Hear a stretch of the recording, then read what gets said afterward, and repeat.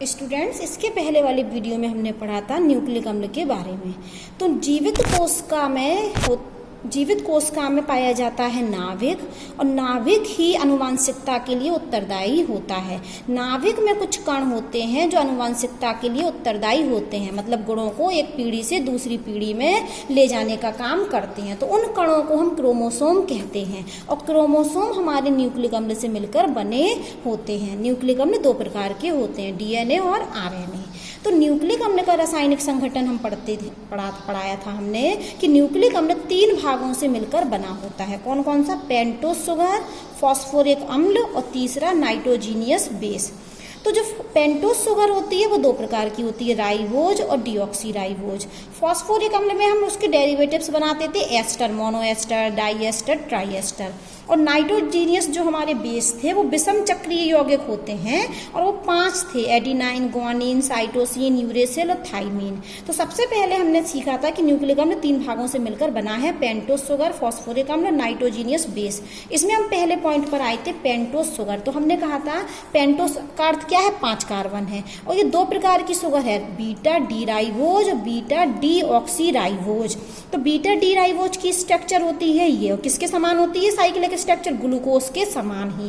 फिर हमने कहा था कि यदि हम बीटा डी राइबोज से डीऑक्सीराइबोज बनाना चाहते हैं तो कार्बन नंबर दूसरे पर, ये है कार्बन नंबर दूसरा, इससे सिर्फ क्या कर दें? ऑक्सीजन हटा दें तो डीऑक्सी बन जाता है। राइबोज से क्या बन जाती है? डीऑक्सीराइबोज। कहाँ से हटाया हमने? कार्बन, दूसरे नंबर कार्बन से। तो हम इसको बोलते हैं 2-डीऑक्सीराइबोज शुगर। तो पेंटोस शुगर 2 प्रकार की होती है, beta ribose, beta two deoxyribose. Deoxy, oxygen हट गया, कहाँ से? 2 नंबर कार्बन से। और जो बीटा राइबोज होती है वो आरएनए में पाई जाती है, जबकि बीटा डीऑक्सीराइबोज डीएनए में पाया जाता है। फिर हमने कहा फॉस्फोरिक अम्ल। तो फॉस्फोरिक अम्ल हमारा ये था H3PO4, ये थी उसकी संरचना। तो हमने उसके एस्टर बना दिए, एक हाइड्रोजन को प्रतिस्थापित किया एल्किल ग्रुप से, तो ये हमारा क्या बन गया? मोनोएस्टर, फॉस्फोरिक अम्ल का एस्टर। यहाँ हमने 2 हाइड्रोजन को प्रतिस्थापित कर दिया तो ये डाइएस्टर बन गया। फिर हमने तीनों हाइड्रोजन को प्रतिस्थापित कर दिया आर ग्रुप से, तो ट्राइएस्टर बन गया। तो ये क्या है? हमारे फॉस्फोरिक अम्ल के डेरिवेटिव्स। ये क्या है? फॉस्फोरिक अम्ल के डेरिवेटिव्स। अब हम थोड़ा आगे बढ़ते हैं। तो फिर हमने पढ़ाया था आपको नाइट्रोजन युक्त विषम चक्रीय यौगिक।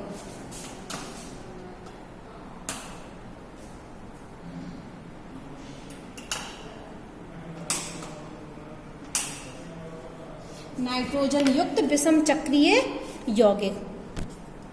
तो ये होते हैं 5। ये कितने होते हैं? विषम चक्रीय यौगिक 5। कौन कौन से? एडिनाइन, ग्वानिन, साइटोसिन, यूरेसिल और थाइमीन। तो ये जो 5 होते हैं ये किसके डेरिवेटिव्स होते हैं? प्यूरिन और पिरिमिडीन के। तो ये एडिनाइन और ग्वानिन तो हमारा डेरिवेटिव्स होता है प्यूरिन के, जबकि साइटोसिन, यूरेसिल और थाइमीन किसका डेरिवेटिव्स होता है? पिरिमिडीन के। यहाँ हम फिर संरचना बता रहे थे आपको, इन दोनों की संरचना देखिए आप, इसकी और इसकी। तो ये संरचना आपको किससे मिल रही है? देखिए, ये वाली और ये वाली इससे मिल रही है प्यूरिन से। तो ये एडिनिन और ग्वानिन प्यूरिन का डेरिवेटिव्स हैं। ये दोनों किसके डेरिवेटिव्स हैं? प्यूरिन के। जबकि इन तीनों संरचनाओं को देखिए आप, कौन कौन से? साइटोसिन, थाइमीन और यूरेसिल। ये किससे संरचना मिल रही है? पिरिमिडीन से। तो ये तीनों किसके डेरिवेटिव्स हैं? पिरिमिडीन के। ये 5 हमारे नाइट्रोजीनियस क्षारक हैं, ये 5 एडिनिन, ग्वानिन, साइटोसिन, थाइमीन और यूरेसिल।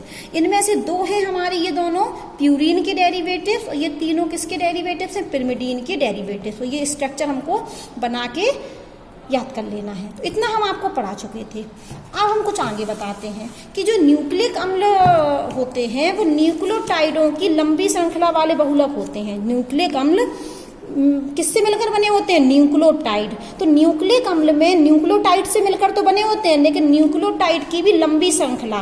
तो अब हमको समझना है कि न्यूक्लियोटाइड क्या होते हैं। तो अभी हमने पढ़ा कि जो न्यूक्लिक अम्ल है वो न्यूक्लियोटाइड से मिलकर बना होता है। किससे? न्यूक्लियोटाइड से। और न्यूक्लियोटाइडों की भी लंबी श्रृंखला जुड़ी होती है न्यूक्लिक अम्ल में। तो न्यूक्लिक अम्ल क्या होते हैं? न्यूक्लियोटाइड की लंबी श्रृंखला वाले बहुलक होते हैं। न्यूक्लिक अम्ल न्यूक्लियोटाइडों की लंबी श्रृंखला वाले बहुलक होते हैं। तो ये बहुलक है किसके? न्यूक्लियोटाइड के, इसलिए हम न्यूक्लिक अम्ल को पॉलीन्यूक्लियोटाइड भी कहते हैं। न्यूक्लिक अम्ल न्यूक्लियोटाइड के बहुलक हैं, इसलिए हम न्यूक्लिक अम्ल को पॉलीन्यूक्लियोटाइड भी कहते हैं। इतनी बात हमने समझ ली। अब हमको समझना है कि न्यूक्लियोटाइड होते क्या हैं। तो न्यूक्लियोटाइड समझने के पहले हम पढ़ेंगे कि न्यूक्लियोसाइड्स क्या होते हैं। अभी हमने आपको पढ़ाया था कि डीएनए में 3 भाग होते हैं, शुगर, फॉस्फोरिक अम्ल और बेस। शुगर, फॉस्फोरिक अम्ल और बेस, ठीक है। तो क्या होता है जो न्यूक्लियो का क्या मिले, शुगर और बेस मिल जाए, ये दोनों शुगर और बेस मिल जाए तो ये दोनों मिलके बनाते हैं न्यूक्लियोसाइड। देखो ये तीनों मिलके तो बनाते हैं न्यूक्लिक अम्ल, ये तीनों मिलके बनाते हैं न्यूक्लिक अम्ल, लेकिन पहला और तीसरा वाला मतलब शुगर मिल जाए और क्या मिल जाए हमारा बेस, तो ये दोनों मिलकर बनाते हैं न्यूक्लियोसाइड्स। क्या बनाते हैं? न्यूक्लियोसाइड्स। और यदि ये भी मिल जाए तो ये बनाते हैं न्यूक्लियोटाइड, और फिर न्यूक्लियोटाइड की लंबी श्रृंखला जुड़ती है तो न्यूक्लिक अम्ल बनते हैं। देखो ये भाग और ये भाग मिला, इन दोनों भाग, पहला भाग और दूसरा भाग मतलब शुगर और क्षार मिलकर क्या बनाते हैं?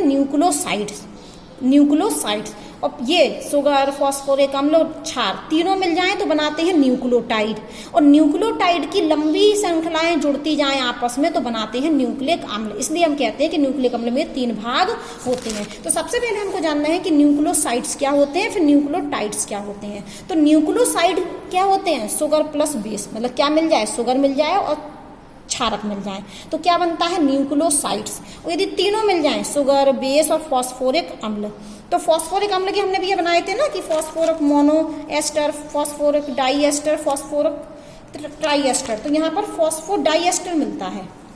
तीनों मिल जाए, फॉस्फोरिक अम्ल तो है, या फॉस्फोरिक अम्ल का हम डेरिवेटिव से भी लिख सकते बेटा यहाँ पर, ठीक है। और वो भी कौन सा वाला लिया हमने? फॉस्फोडाई एस्टर। तो जब ये तीनों मिल जाते हैं तो बनता है न्यूक्लियोटाइड्स। न्यूक्लियोसाइड्स में क्या होता है? शुगर और बेस होता है। शुगर, बेस और फॉस्फोरिक अम्ल के डेरिवेटिव, कौन सा डेरिवेटिव? फॉस्फोडाई एस्टर मिल जाए, तीनों मिल जाए तो बनाते हैं न्यूक्लियोटाइड्स। अब देखिए हम न्यूक्लियोटाइड्स को ऐसे भी तो लिख सकते हैं, न्यूक्लियोटाइड्स को, ये दोनों शुगर और बेस को क्या लिख सकते हैं? शुगर और बेस को न्यूक्लियोसाइड्स। तो न्यूक्लियोटाइड को हम ऐसे ही बोल सकते हैं कि न्यूक्लियोसाइड्स प्लस फॉस्फोडाइएस्टर, ये मिक्स करके लिख दिया। इसको क्या लिख सकते हैं? मिक्स करके, ऊपर की लाइन से देखिए, इन दोनों को मिक्स करके न्यूक्लियोसाइड कहते हैं। तो ये इन दोनों को मिक्स करके हमने क्या कह दिया? न्यूक्लियोसाइड। तो हमारा एक सूत्र बन गया कि न्यूक्लियोटाइड्स में क्या होते हैं? न्यूक्लियोसाइड प्लस फॉस्फोडाइएस्टर, और न्यूक्लियोसाइड में क्या होता है? शुगर और बेस, ठीक है। तो अब हम क्या करते हैं, थोड़े से स्ट्रक्चर देखते हैं। किसके स्ट्रक्चर? न्यूक्लियोसाइड्स के। तो हमने यहाँ पर एक अपनी ले ली आपकी राइबोस बीटा, ये ले लेते हैं हम इसको, ये हमारी शर्करा है, हमने वो नहीं लिखे इसमें HOH, और यहाँ पर हमने बेस से जोड़ दिया, ये बेस है हमारा, और ये हमने क्या है? हमारी शर्करा बीटा राइबोज है, ये हमारा क्या है? बीटा राइबोज हम बनाई देते हैं। ये हाइड्रोजन, ये H, ये OH, और फिर ये हमारा क्या है?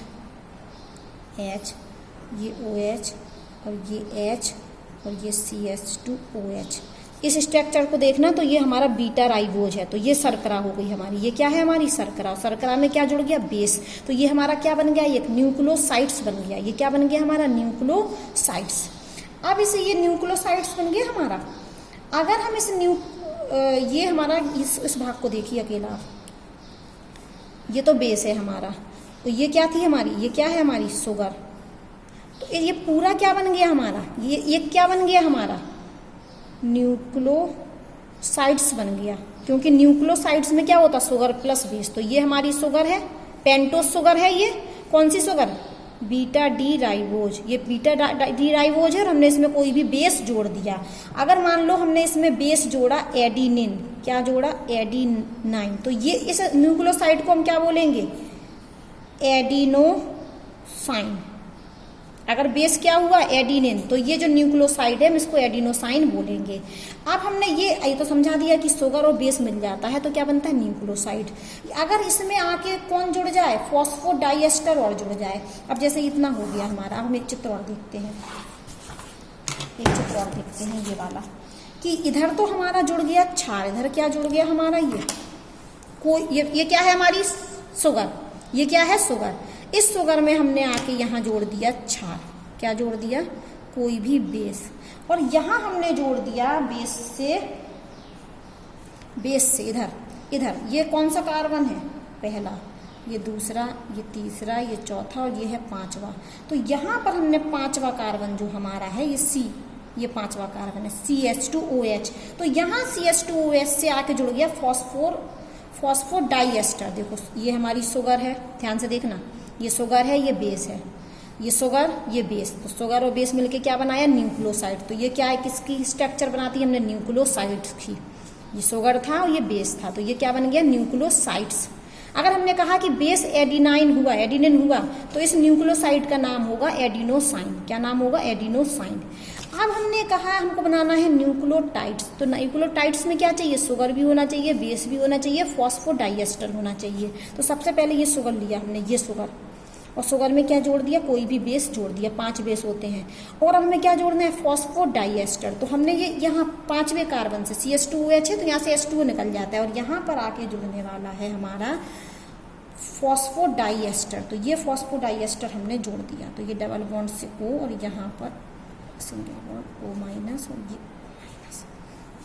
तो ये जो स्ट्रक्चर बनी ये किसकी बनी? न्यूक्लियोटाइड्स की। ये क्या है हमारा? न्यूक्लियोटाइड्स। देखिए 3 भाग हैं कि नहीं? ये पेंटोज शुगर हो गई, ये बेस हो गया और ये क्या हो गया? फॉस्फोडाइएस्टर। तो ये क्या बन गया? न्यूक्लियोटाइड्स। इसमें देखिए ये बेस है, ये शुगर है और क्या है? बेस। तो शुगर प्लस बेस क्या बना? न्यूक्लियोसाइड्स। ठीक है, तो ये न्यूक्लियोसाइड्स है, ये न्यूक्लियोटाइड्स है। यहाँ देख लीजिए किताब में और समझ में आएगा। ये हमारी बेस है, शुगर है, और शुगर से आके कौन जुड़ गया? क्षार। तो ये किसका चित्र है? न्यूक्लियोसाइड्स। ये क्या है? न्यूक्लियोसाइड। अब इसको देखिए, ये शुगर है, यहाँ क्षार जुड़ गया और यहाँ पर फॉस्फोडाइएस्टर जुड़ गया। तो ये किसका है? न्यूक्लियोटाइड्स का। ये न्यूक्लियोसाइड है, ये न्यूक्लियोटाइड्स है। न्यूक्लियोसाइड में केवल शुगर और क्षार होता है और न्यूक्लियोटाइड में शुगर भी होती है, क्षार भी होता है और फॉस्फोरिक अम्ल का डेरिवेटिव्स भी होता है, डाइएस्टर वाला। ठीक है, अब हमने कहा था कि न्यूक्लिक अम्ल किसके बहुलक होते हैं? न्यूक्लियोटाइड की लंबी श्रृंखला वाले। तो ये हमारा न्यूक्लियोटाइड बन गया, ये वाला। तो ये न्यूक्लिक अम्ल में ये न्यूक्लियोटाइड की लंबी श्रृंखला जुड़ी होगी। तो हमें 2 ले लेते हैं हम इसको, एक ये बना दिया हमने, एक ये बना दिया, ये उठा लिया हमने न्यूक्लियोटाइड्स। ये न्यूक्लियोटाइड उठाया। और न्यूक्लिक अम्ल में क्या होता है? साफ साफ तो लिखा है कि न्यूक्लिक अम्ल में क्या होता है? न्यूक्लियोटाइड की लंबी श्रृंखला। तो ये बन गई हमारा न्यूक्लियोटाइड। इसमें क्या है? शुगर है, क्षार है और फॉस्फोडाइएस्टर है। तो ये न्यूक्लियोटाइड है। ये क्या है हमारा? न्यूक्लियोटाइड। और न्यूक्लिक अम्ल में इस न्यूक्लियोटाइड की लंबी श्रृंखला पाई जाती है। तो ये हमने देखो 2 उठा के बना लिए किताब बुक में, एक पहला ये, दूसरा ये पहला ये उठा लिया पूरा, दूसरा ये उठा लिया। अब ये भी न्यूक्लियोटाइड, ये भी न्यूक्लियोटाइड। तो ये न्यूक्लियोटाइड आपस में एक कार्बन नंबर 3 और दूसरे के कार्बन नंबर 5 से जुड़ जाते हैं। तो नंबरिंग हम कर दें तो ये पहला कार्बन, ये दूसरा कार्बन, ये तीसरा कार्बन। ये कौन सा कार्बन है? तीसरा कार्बन। इसमें नंबरिंग करें तो ये पहला, ये दूसरा, ये तीसरा, ये चौथा और ये 5वां। तो जो न्यूक्लियोटाइड आपस में जुड़ते हैं वो किससे जुड़ते हैं? 5 नंबर कार्बन और 3 नंबर कार्बन से। एक पेंटोज के 5 नंबर कार्बन और एक पेंटोज के 3 नंबर कार्बन। देखो ये शुगर है, ये क्षार है, ये फॉस्फोडाइएस्टर है। तो ये क्या बन गया? न्यूक्लियोटाइड। दूसरा देखिए, ये शुगर है, क्षार है, फॉस्फोडाइएस्टर है। तो ये भी क्या है? न्यूक्लियोटाइड। अब हमने 2 न्यूक्लियोटाइड ले लिए, इनको हम आपस में जोड़ रहे हैं। तो कैसे जुड़ते हैं न्यूक्लियोटाइड आपस में? एक शर्करा के कार्बन नंबर 3 और दूसरी शर्करा के कार्बन नंबर 5। तो ये यहाँ से यहाँ जुड़ेंगे और जुड़ेंगे तो क्या निकलेगा? H2O बाहर। क्या बाहर निकलेगा? H2O बाहर। अब इसको हमने जोड़ दिया। कौन सा बंध कहलाता है ये? फॉस्फोडाइएस्टर बंध। कौन सा बंध कहलाता है ये? Phosphodiester linkage. ये आपस में हमने जोड़ दिए, ये जुड़ गए हमारे, ये हमारे जुड़ गए। ठीक है, ये यहाँ से घूम के आके जुड़ जाता है यहाँ तरफ से। कार्बन नंबर 5 से तो जुड़ता है, लेकिन कार्बन नंबर 5 में भी किससे? फॉस्फोरिक डाइएस्टर से। तो यहाँ से ये जुड़ जाएगा। तो ये घूम गया थोड़ा सा, इसको इस वाले ओ से हमने इसको जोड़ दिया। तो H2O क्या हुआ? बाहर निकल गया। तो ये जुड़ गया हमारा फॉस्फोडाइएस्टर, ये बन गया। तो ये क्या बन गई? इसमें 2 न्यूक्लियोटाइड्स हैं, न्यूक्लियोटाइड, ये भी न्यूक्लियोटाइड और ये भी न्यूक्लियोटाइड। और ये आपस में जुड़ गए किससे? फॉस्फोडाइएस्टर लिंकेज से। और फॉस्फोडाइएस्टर लिंकेज कब बनती है? शर्करा का एक तीसरा नंबर का कार्बन भाग लेता है और दूसरी शर्करा का कार्बन नंबर 5 के बीच में होती है। देखो कार्बन नंबर 3 और कार्बन नंबर 5 के बीच में। तो ये डाई न्यूक्लियोटाइड बन गया। अभी ये न्यूक्लिक अम्ल नहीं है, क्योंकि इसमें दो न्यूक्लियोटाइड जुड़े तो ये डाई न्यूक्लियोटाइड बन गया। जबकि न्यूक्लिक अम्ल में तो क्या होती है, न्यूक्लियोटाइडों की लंबी श्रृंखला वाले बहुलक हैं, तो बहुलक में बहुत सारे जुड़ते हैं। तो अब इसी प्रकार से चेन जुड़ती जाए, मान के चलो इस वाले 5 से एक तीसरा इधर और जुड़ गया, यहाँ इस वाले शर्करा के तीसरे से यहाँ दूसरा एक शर्करा बना दी, उसका 5 जुड़ गया, तो लंबी श्रृंखला जुड़ती जाएगी, तब हमारा न्यूक्लिक अम्ल बनेगा। तो अब उनने बार बार चित्र ना बना के शॉर्टकट में कर दिया है कि ये शर्करा है, शर्करा का में ये क्षारक जुड़ा है, और शर्करा से जो फॉस्फेट जुड़ा था, ये देखो ये शर्करा है, ये क्षारक है, और शर्करा का जो फॉस्फेट है वो दूसरी शर्करा से जुड़ गया। अब इस चित्र को देखो, ये शर्करा, ये वाली शर्करा, ठीक है, ये वाला क्षार ये लिखा, ये वाला ये फॉस्फेट लिखा, ये फॉस्फेट किससे जुड़ गया, एक और शर्करा से, तो हमने देखो एक और शर्करा से जोड़ दिया। फिर ये शर्करा किससे जुड़ी, एक क्षारक से, ये क्षारक हो गया। अब ये शर्करा किससे जुड़ी, इस फॉस्फेट से। अब ये वाला फॉस्फेट क्या होगा, एक और शर्करा से जुड़ेगा, तो फिर एक शर्करा से जोड़ दिया। वो शर्करा पर क्या होगा, क्षार होगा, फिर एक फॉस्फेट होगा, और वो फॉस्फेट एक और से जुड़ेगा, तो हमने इसको रिपीट कर दिया N। तो ये है हमारा न्यूक्लिक अम्ल। और ये दो न्यूक्लियोटाइड जोड़े तो ये डाई न्यूक्लियोटाइड है। ये क्या है हमारा, डाई न्यूक्लियोटाइड। 3 जोड़ देंगे तो ट्राई न्यूक्लियोटाइड, और लंबी श्रृंखला जोड़ दी, N अणु जोड़ दिए, तो ये है हमारी न्यूक्लिक अम्ल की संरचना। ये क्या है हमारी न्यूक्लिक अम्ल की संरचना। अब हम पढ़ने वाले हैं DNA और RNA के बारे में। तो सबसे पहले तो हम DNA का फुल फॉर्म पढ़ लें, डीऑक्सीराइबोन्यूक्लिक अम्ल। RNA का मतलब है राइबो न्यूक्लिक अम्ल। तो हमने आपको पहले ही कहा था कि ये न्यूक्लिक अम्ल हैं, ये 2 प्रकार के होते हैं हमारे न्यूक्लिक एसिड, ठीक है, न्यूक्लिक एसिड, DNA और RNA। तो DNA का फुल फॉर्म है डीऑक्सीराइबो न्यूक्लिक अम्ल, RNA का फुल फॉर्म है राइबो न्यूक्लिक अम्ल। हमने आपको पढ़ाया था कि न्यूक्लिक अम्ल में 3 भाग होते हैं, पेंटोस शुगर। वो पेंटोस शुगर कौन कौन सी, राइबोज या डीऑक्सी। तो यहाँ के नाम से ही समझ में आ रहा कि डीऑक्सीराइबो लिखा, इसका मतलब है कि DNA में कौन सी शर्करा होती, डीऑक्सीराइबोज। RNA में देखो राइबो लिखा, तो RNA में कौन सी शर्करा होती, राइबोज। तो आज हम पढ़ने वाले हैं DNA और RNA के बारे में। तो सबसे पहले हम लिखेंगे कि DNA में जो पेंटोस शर्करा होती है वो डीऑक्सीराइबोज होती है, जबकि RNA में जो पेंटोस शर्करा होती है वो राइबोज होती है, नाम में भी छुपा है। अब यहाँ उन्होंने बता भी दिया थोड़ा, न्यूक्लिक अम्ल 2 प्रकार के, RNA और DNA। देखो RNA में क्या लिखा, कौन सी शुगर, राइबोज, और DNA में कौन सी शुगर, डीऑक्सीराइबोज। वो भी कौन सी, डीऑक्सी, ऑक्सीजन कहाँ से हटाया था, 2 नंबर कार्बन से, तो 2-डीऑक्सीराइबोज। DNA में क्या होता है, 2-डीऑक्सीराइबोज शुगर होती है, RNA में राइबोज शुगर होती है। एक बात और सुनिए, 5 फॉस्फोरिक अम्ल तो तीनों में, इसमें भी फॉस्फोरिक अम्ल होगा, यहाँ भी फॉस्फोरिक अम्ल होगा, H3PO4 इसमें भी होगा, H3PO4 इसमें भी होगा, उसके डेरिवेटिव्स होंगे। लेकिन यहाँ पर जो क्षार होते हैं RNA में 5 होते हैं टोटल मिला के, तो 4 इसमें होते हैं, 4 इसमें होते हैं। RNA में कौन कौन से क्षार होते हैं, एडिनाइन, ग्वानिन, साइटोसिन, यूरेसिल। जबकि DNA में एडिनिन, ग्वानिन, साइटोसिन और थाइमिन। मतलब RNA में होता है यूरेसिल, 3 तो कॉमन है, adenine, guanine, cytosine, adenine, guanine, cytosine. लेकिन RNA में क्या पाया जाता है, यूरेसिल, जबकि DNA में क्या पाया जाता है, थाइमिन, ठीक है। ये 3 चीजें पाई जाती हैं, पहला, दूसरा और ये तीसरा। यहाँ ये पहला, ये दूसरा और ये तीसरा, ठीक है। तो इसको हम लिख सकते हैं शॉर्ट में A, इसको लिख सकते हैं G, इसको लिख सकते हैं C, इसको लिख सकते हैं U। ये क्या है, A, ये G, ये C और ये T। अब समझिए, जो RNA होता है तो RNA में जो बंध बनते हैं, हाइड्रोजन बंध, वो किसके मध्य बनते हैं, A और G के मध्य, मतलब एडिनिन और ग्वानिन के मध्य, एडिनिन और ग्वानिन के मध्य ये। और ये बनते हैं हमारे डबल बॉन्ड, एडिनिन और ग्वानिन के मध्य जो बंध बनते हैं वो बनते हैं हमारे, नहीं एडिनिन और ग्वानिन के मध्य नहीं बनते हैं, एडिनिन और यहाँ बनता है थाइमिन के मध्य। DNA में पढ़ा रहा है, DNA की संरचना पढ़ा रहा है, ठीक है। तो एडिनिन और थाइमिन के मध्य कौन सा बंध बनता है, डबल बॉन्ड, 2 हाइड्रोजन बंध। जबकि साइटोसिन और ग्वानिन के मध्य बनते हैं, तो C के और इनके मध्य बनते हैं ट्रिपल बॉन्ड। तो यहाँ बनते हैं 2 हाइड्रोजन बंध, यहाँ बनते हैं 3 हाइड्रोजन बॉन्ड। वापस सुन लीजिए, हमने कहा कि DNA और RNA, DNA में पाई जाती है डीऑक्सी राइबोस शुगर, और आरएनए में पाई जाती है राइबोस शुगर।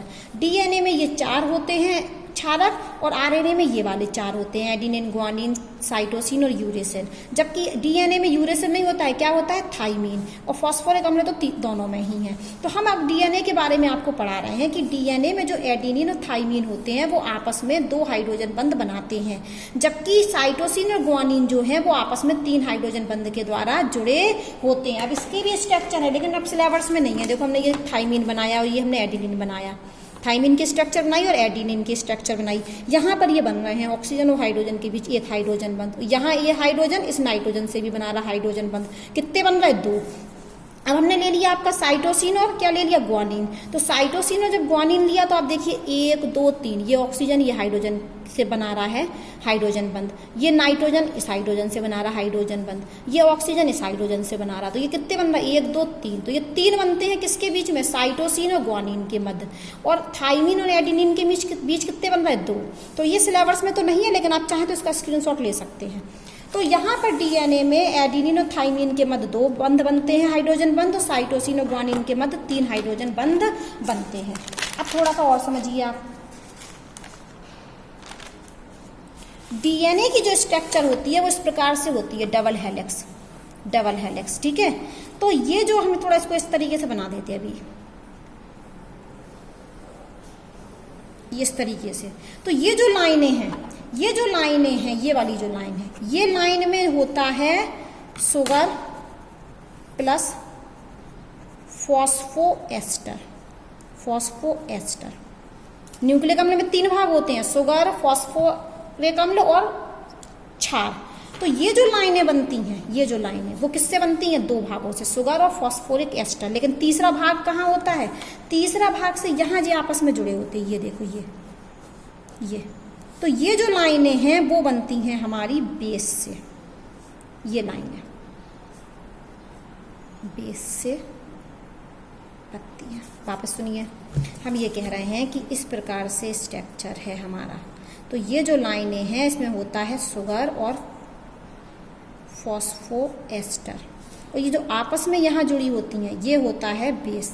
तो ये लाइनें बनती हैं शुगर और फॉस्फोरिक अम्ल से, और जो बीच में होता है ये क्या होते हैं, बेस। आपको चित्र में दिख भी रहे हो, देखो ये लाइनें, ये बेस ही तो लिखे, ये जी और सी, ग्वानिन और साइटोसिन, 3 लाइनें बनी, मतलब 3 हाइड्रोजन बंध।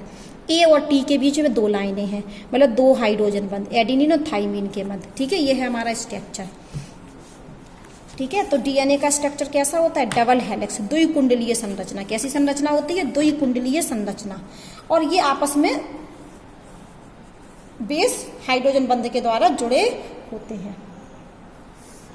अब हम आरएनए की बात करें तो आरएनए में केवल एक रंजक होती है, एक ही होता है। आरएनए में क्या होती है, द्वितीयक संरचना में कुंडली केवल एक रंजक होती है, और कभी कभी ये स्वयं को मोड़कर द्विकुंडली संरचना बना लेती है। देखो डीएनए तो द्विकुंडलीय होता है, लेकिन जो आरएनए है वो एक कुंडलीय होता है, लेकिन कभी कभी द्विकुंडलीय संरचना बना लेता है। और आरएनए 3 प्रकार के होते हैं, एमआरएनए, आरआरएनए और टीआरएनए। इनका काम अलग अलग है, ठीक है।